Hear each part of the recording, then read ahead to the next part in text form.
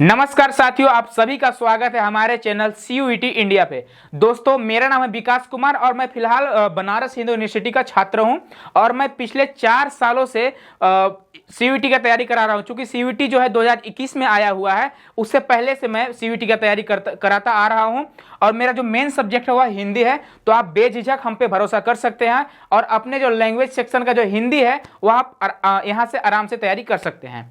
तो देखिए, CUET 2024 Hindi syllabus की आज हम लोग बात करने वाले हैं।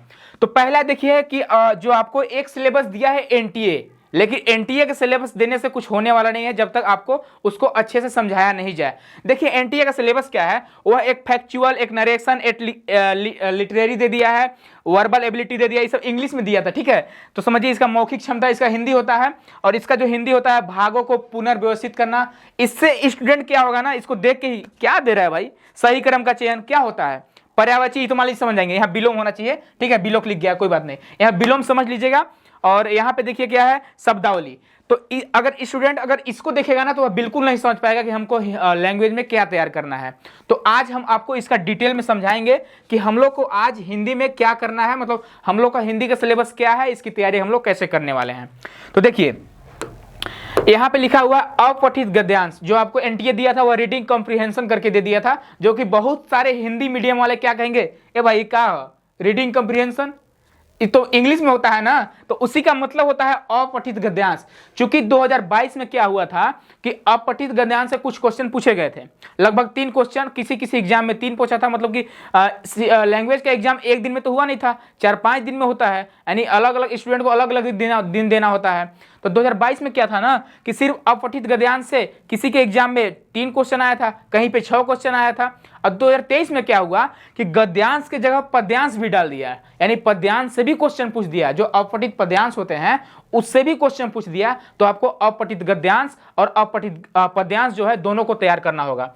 इसमें आप समझ जाएंगे, फैक्चुअल का मतलब वास्तविक होता है, नरेटिव का मतलब कथा होता है, लिटरेरी मतलब साहित्यिक होता है, जो कि हिंदी मीडियम वाले आप सुन रहे होंगे कि क्या वास्तविक क्या होता है, आप समझ गए होंगे। बस यहाँ आप लोग समझिए कि क्या है, बाकी तो हम आपको गाइड करने वाले हैं, आप बेझिझक इसका तैयारी कर सकते हैं। क्योंकि बात करें तो हिंदी का, तो हिंदी में आप हमारे पुराने विद्यार्थियों से मिलेंगे तो आपको अच्छे से बता देंगे कि विकास सर क्या चीज है, हमको बताने की जरूरत नहीं पड़ेगी। ठीक है, तो देखिए आगे क्या है, विकारी शब्द। विकारी शब्द में संज्ञा आएगा, आपका सर्वनाम आएगा, क्रिया आएगा, विशेषण आएगा। और संज्ञा के बाद ही हम लोग लिंग को पढ़ लेंगे, वचन को पढ़ लेंगे, कारक को पढ़ लेंगे। अब बताएंगे यहाँ पे नहीं कि कैसे पढ़ेंगे, ठीक है, वो आपको हम पढ़ा कर दिखाएंगे, आपको सिखा कर दिखाएंगे। तो देखिए यहाँ पे संज्ञा के बाद हम लिंग पढ़ लेंगे, वचन पढ़ लेंगे, कारक पढ़ लेंगे। और जितने हिंदी मीडियम के विद्यार्थी हैं वो समझ रहे होंगे कि क्या होता है, लगभग तो समझ ही रहे होंगे ना, संज्ञा क्या होता है, सर्वनाम क्या होता है, क्रिया क्या होता है, विशेषण क्या होता है। तो यहाँ पे आप लोग हम इसके बारे में बताने वाले नहीं हैं, हम आप लोग को जब पढ़ाएंगे तब इसको हम लोग अच्छे से डिस्कस करेंगे।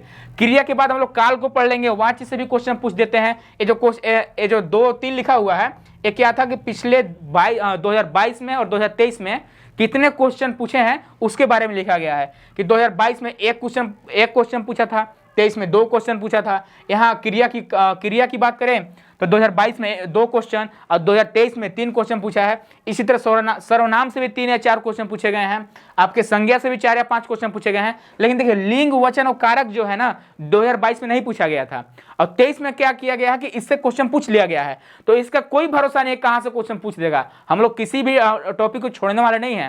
क्योंकि क्या पता मान लीजिए सर्वनाम से 10 क्वेश्चन पूछ दे, NTA का क्या भरोसा कि संज्ञा से एको क्वेश्चन न पूछे, क्या पता क्रिया से एको क्वेश्चन न पूछे, है ना। 2022 और 2023 का जो रिकॉर्ड रहा है उससे हम लोग थोड़ा डर गए हैं, लेकिन डरने की जरूरत नहीं है क्योंकि हम लोग करने वाले हैं। क्या करने वाले हैं, इसको अच्छे से हम लोग पढ़ने वाले हैं। चाहे जहां से भी क्वेश्चन पूछे हम लोग उसको आसानी से कर लेंगे।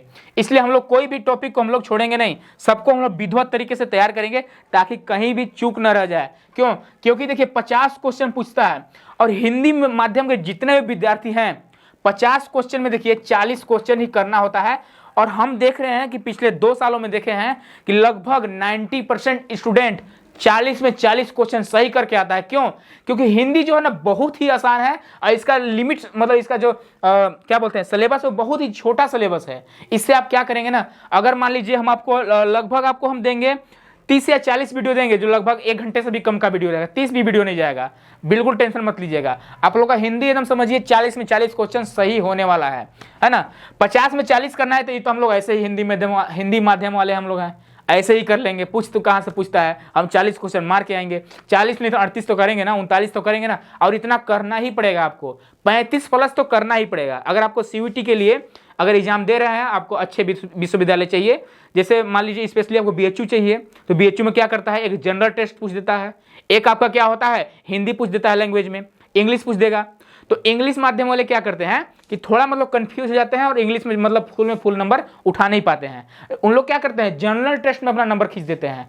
हम लोग क्या करेंगे, हम लोग लैंग्वेज में अपना नंबर खींचेंगे। हम लोग 40 में 40 का टारगेट बनाकर रखेंगे और 40 हमारा 39 भी नहीं होगा। यकीन मानिए, अगर आपको जो पढ़ा रहे हैं अगर आप उसको अच्छे से पढ़ लेंगे तो 40 में 40 क्वेश्चन मैच हम करा देंगे। हम अपनी गारंटी ले रहे हैं, ठीक है।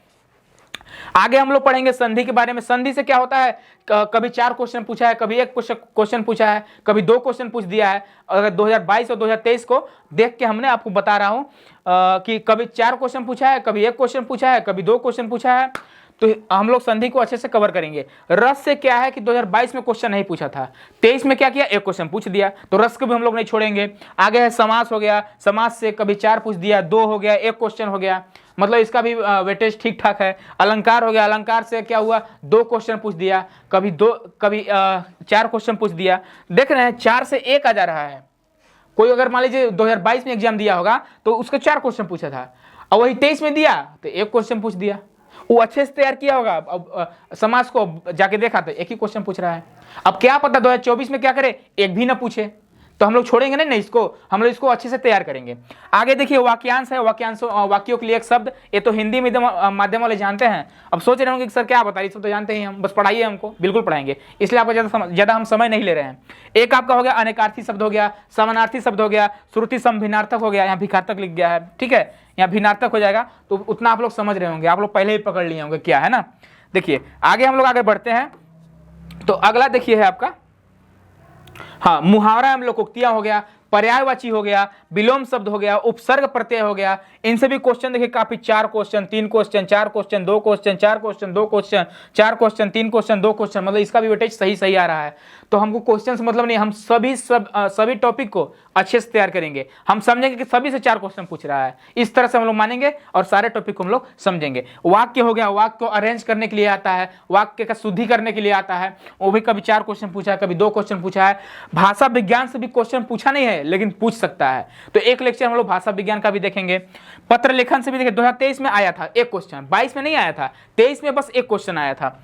साहित्य से बात करें तो बहुत ही आसान टॉपिक साहित्य है, मतलब लोगों के लिए बहुत कठिन होगा लेकिन हम लोगों के लिए बहुत आसान है। इसको अगर आप एक बार समझ लिए तो समझिए साहित्य से आपका क्वेश्चन नहीं छूटने वाला। साहित्य का जो सिलेबस है बहुत लंबा है, उसको आप मतलब अथाह सागर समझिए, लेकिन हम लोग क्या करेंगे, गागर में सागर भरने वाला हम लोग क्या करेंगे, यानी गगरी में हम लोग सागर भर देंगे, ठीक है।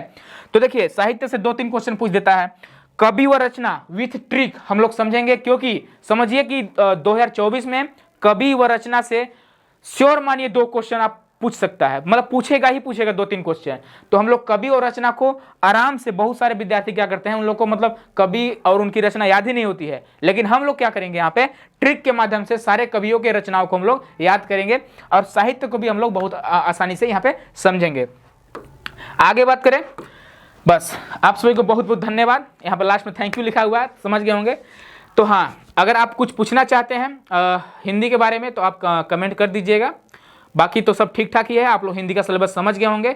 अब हम लोग यहाँ से टॉपिक वाइज क्या करेंगे, जैसे आप लोगों को सिलेबस दिए हैं उसी तरह से आप लोगों को हम तैयारी कराने वाले हैं। और बेझिझक आप क्या करिएगा, हम पे भरोसा करिएगा, और अगर आपको यकीन नहीं होगा तो कमेंट में आप करिएगा कि हम कैसे आप पे भरोसा करें। तो हमारे जो पुराने विद्यार्थी हैं वो आपको बता देंगे कि हिंदी में उन लोगों का क्या रिस्पॉन्स रहा है, ठीक है। तो चलिए आप सभी को बहुत बहुत धन्यवाद। आप लोग चैनल को सब्सक्राइब कर लीजिए और अपने भाई बहन माता पिता सबको शेयर कर दीजिए, ठीक है, ताकि मतलब उन लोग सब्सक्राइब कर लें, है ना।